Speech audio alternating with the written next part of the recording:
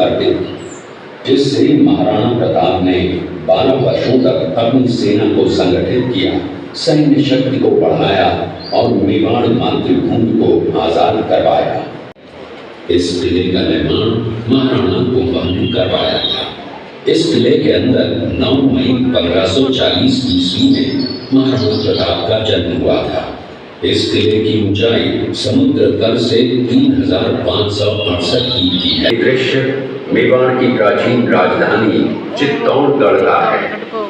इसी किले के अंदर महाराणा प्रताप का बचपन बीता था। इस किले की तलहटियों में महाराणा प्रताप ने अपने गुरु से शिक्षा प्राप्त की थी। ये किला 12 वर्ग किलोमीटर में फैला हुआ है। इस किले पर जब भी विदेशी आक्राताओं ने आक्रमण किया और उस आक्रमण में कोई भी राजा व सैनिक वीर गति को प्राप्त कर लेते तो उनकी पत्नियां वीरांगनाएं अपने सतीत्व की रक्षा करने के लिए जलती हुई अग्नि में कूद प्राणों को त्याग देती थी, जिसे हम जौहर कहते हैं। चित्तौड़गढ़ में 3 मुख्य बड़े जौहर हुए थे।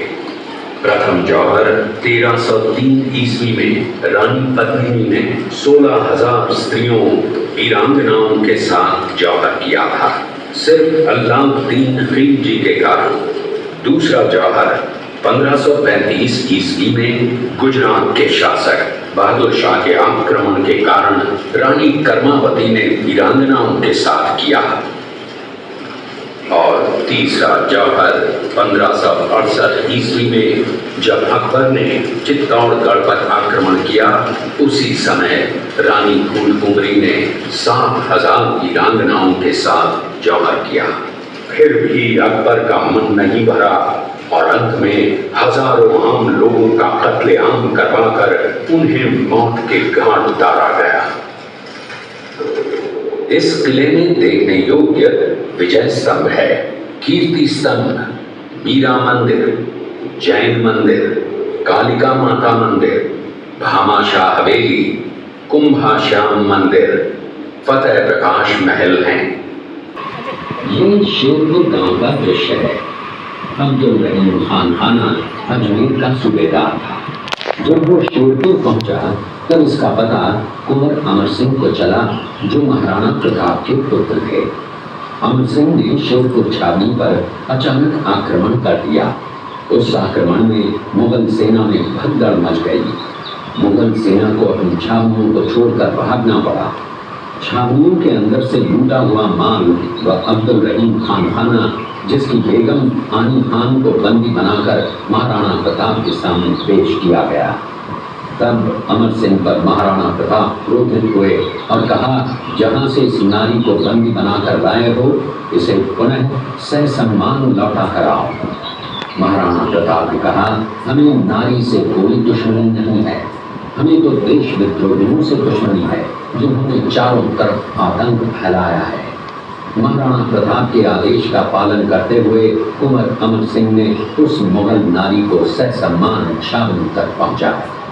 इस प्रकार महाराणा प्रताप ने अपने क्षत्रिय राजपूत धर्म का पालन किया और पराई स्त्रियों को मां, बेटी और बहन का दर्जा दिया।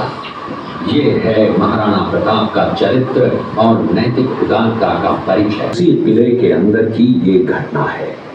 मेवाड़ की एक ऐसी मां थी जिसने अपने पुत्र का बलिदान देकर राजवंश की रक्षा की थी। उस मां का नाम पन्नाधाय था। पन्नाधाय जाति से गुर्जर थी। वो एक राजकुमार की धाई मां थी। दूसरी तरफ हाथ में तलवार लिए खड़ा ये बनवीर सिंह एक दासी पुत्र है। ये कुंवर उदय सिंह की हत्या करके मेवाड़ की राजगद्दी प्राप्त करना चाहता था। एक रात्रि बनवीर सिंह को मौका मिला। वो राजकुमार उदय सिंह के बड़े भाई विक्रमादित्य सिंह की हत्या करके राजमहल की तरफ आगे बढ़ा। इसकी सूचना पन्नाधाय को लग गई। कुछ समय तक पन्नाधाय चिंतित हुई। तभी पन्नाधाय ने अपने पुत्र चंदन को राजसी कपड़े पहनाकर पलंग पर सुला दिया और उदय सिंह को एक टोकरी के अंदर छिपाकर पत्तों से ढक के महल के बाहर निकालकर गुप्त रास्ते से कुंभलगढ़ भेज दिया। बनवीर सिंह जब तलवार लेकर राजकक्ष में आया तो उसने पन्नाधाय से कड़क आवाज में उदय सिंह के लिए पूछा तो पन्नाधाय ने चंदन की तरफ इशारा किया। बनवीर ने चंदन को उदय सिंह समझकर चंदन की हत्या कर दी और ये समझने लगा कि मैंने राजकुंवर उदय सिंह को मार दिया। वही राजकुंवर बड़े होकर राजा बने और अपने नाम का उदयपुर नगर बसाया जो यहाँ से 40 किलोमीटर दूर है। और उन्हीं के पुत्र महाराणा प्रताप हुए जिन्होंने हल्दी घाटी का युद्ध लड़ा और आज हम लोग उनका इतिहास यहाँ पर देख रहे हैं। ये घटना महाराणा प्रताप की वीरता को दर्शाती है। एक समय नरभक्षी बाघ का आतंक छाया हुआ था। महाराणा प्रताप ने उस बाघ का शिकार कर उस बाघ को मार डाला। ये घटना महाराणा प्रताप की वीरता की प्रतीक है। महाराणा प्रताप अपनी प्रतिज्ञा का पालन करते थे। महाराणा प्रताप ने प्रतिज्ञा की थी कि जब तक अपनी मातृभूमि को शत्रुओं से मुक्त नहीं करा लेता तब तक न तो मैं महलों में रहूंगा, न किसी धातु के पात्र में भोजन करूंगा, न किसी गद्दी के बिछौने पर सोऊंगा। पत्ते ही भोजन के पात्र होंगे, जमीन ही बिछौना होगा। इस प्रतिज्ञा का पालन उन्होंने 21 वर्षों तक जंगलों में रहकर किया। इस दृश्य में देखिए महाराणा प्रताप वृक्ष के नीचे बैठकर पत्तों पर खाना खाते हुए। इसी कारण ये दृश्य महाराणा प्रताप और सुविख्यात स्वामी भक्त घोड़े चेतक के अंतिम मिलन का है। हल्दी घाटी युद्ध के बाद चेतक घोड़े ने 22 फीट के एक बरसाती नाले को पार किया। ये उसी समय का दृश्य है। पास में खड़े महाराणा प्रताप के छोटे भाई शक्ति सिंह हैं, जो पहले मुगल सेना में थे। बाद में वो महाराणा प्रताप की तरफ आए, माफी मांगी और अपना घोड़ा महाराणा प्रताप को दिया।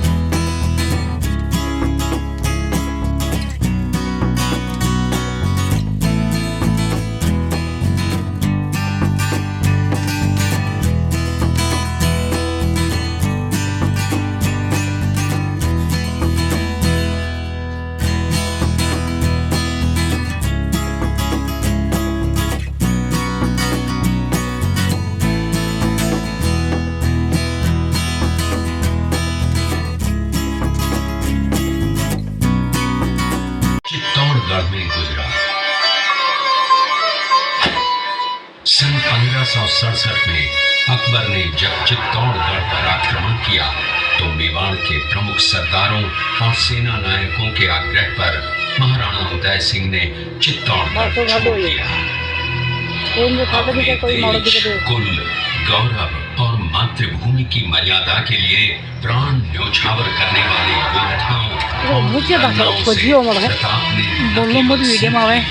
बल्कि ये घटना उनके जीवन का आधार बन गई।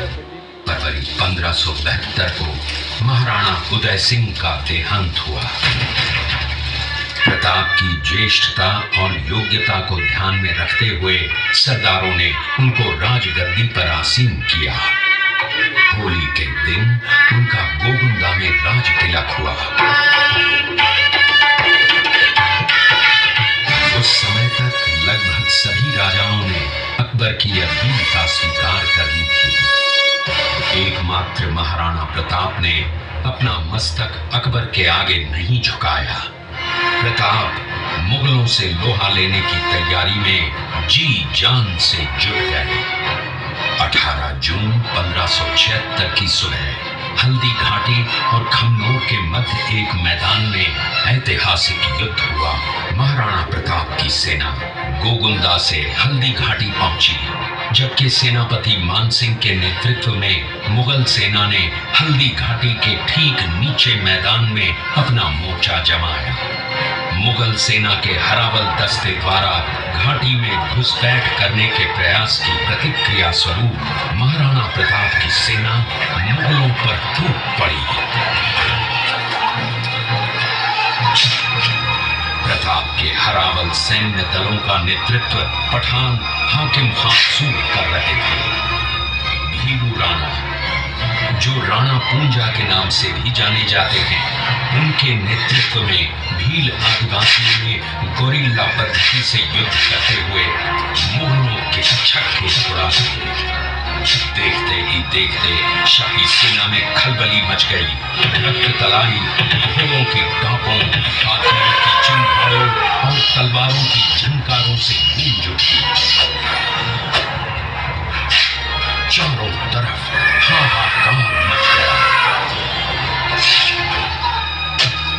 युद्ध का घटनाक्रम अचानक उस समय बदल गया जब प्रताप ने अपने घोड़े चेतक को एड़ लगाकर मानसिंह के हाथी पर चढ़ा दिया और उस पर भाले से भरपूर वार किया। मानसिंह हौदे में दुबक गया। हाथी से उतरते समय चेतक की एक टांग कट गई। इस स्थिति को भांपकर महाराणा प्रताप के हमशक्ल सेनापति झालामान ने महाराणा प्रताप से आज्ञा लेकर उनका राजमुकुट धारण किया। मुगल सेना झालामान को महाराणा प्रताप समझकर उन पर टूट पड़ी और झालामान शहीद हो गए। उधर चेतक ने अपने स्वामी को 5 किलोमीटर तक 3 टांगों पर ही लेकर एक बरसाती नाले को पार किया। उसके पश्चात उसके प्राण पखेरु उड़ गए। इस युद्ध से महाराणा प्रताप के मन पर गहरा प्रभाव पड़ा। परिणाम स्वरूप उन्होंने मुगलों पर विजय प्राप्त करने तक राजसी ठाट बाट छोड़ने और पत्तों पर भोजन करने का प्रण लिया, जिसे उन्होंने जीवन भर निभाया। महाराणा प्रताप ने अपना सैन्य बल बढ़ाकर सर्वप्रथम अरावली पर्वत की घाटियों में बसे दिवेर पर चढ़ाई कर विजय प्राप्त की। इसके बाद कुंभलगढ़ पर भी विजय प्राप्त की। सिर्फ चित्तौड़गढ़ को छोड़कर सारे मेवाड़ को अपने अधीन कर लिया। कालांतर में महाराणा ने चावंड में अपनी राजधानी स्थापित की।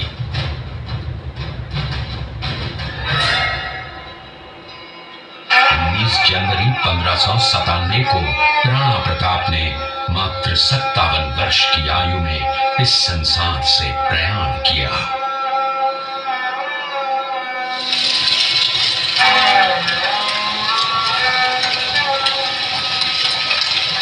हल्दी घाटी का युद्ध एक सांप्रदायिक युद्ध न होकर आत्मसम्मान, मातृभूमि की स्वतंत्रता व स्वाधीनता का संघर्ष था। इसका प्रमाण ये है कि जहां पर अकबर की सेना के सेनापति जयपुर के राजा मानसिंह थे, वहीं पर महाराणा प्रताप की सेना के सेनापति काबुल के हाकिम खां सूर थे। महाराणा प्रताप स्वतंत्रता की वेदी पर एक ऐसा अंगारा था जो आत्मसम्मान व देश गौरव के लिए दिन रात जलता रहा, धधकता रहा और अंत में बुझकर भी उसने देश में ऐसा लौह भर दिया जिसकी प्रखर किरणों ने भारत माता को गुलामी की जंजीरों से मुक्त कराने के लिए सदा प्रेरित किया।